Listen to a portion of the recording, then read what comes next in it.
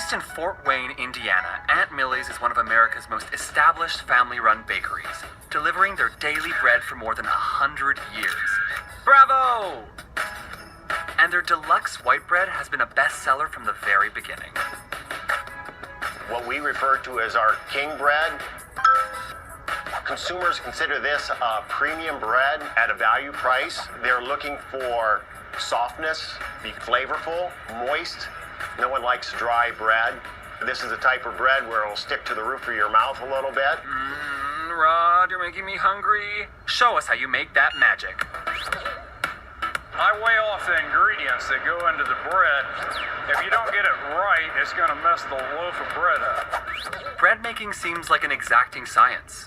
Well, I'm not a chemist, so I don't know exactly how I can explain that to y'all. Okay, Rod, thanks. I guess I'll give it a try for everyone watching. Most bakeries use the straight dough method of making bread, but Aunt Millie's follows a two-step method called sponge and dough. So the sponge is basically your pre-dough. Typically 70 to 80% of the flour, water, yeast, oil. The sponge is kneaded. Then it'll ferment for 4 hours.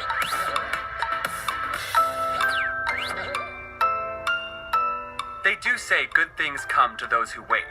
I have no idea who they are, but when it comes to dough, they are on the money. Taking that time to let it ferment, that's where all of your flavor comes from. After fermentation, the rest of the ingredients are mixed in, and the dough mixture gets dumped into the divider. Each piece is going to make a loaf of bread. The dough portions travel on a conveyor belt through the rounder, and then through a sheeter to be flattened. This process removes any gas bubbles which may have formed in the dough. Bad gas pockets! Once the loaves are in pans, they travel to the proof box where they sit for an hour and triple in size.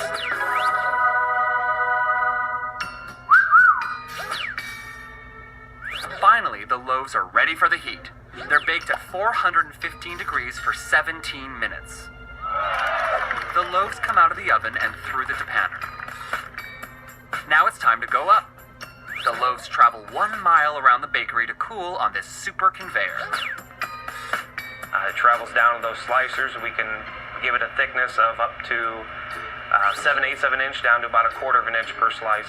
Then it's packaged on 5 different baggers.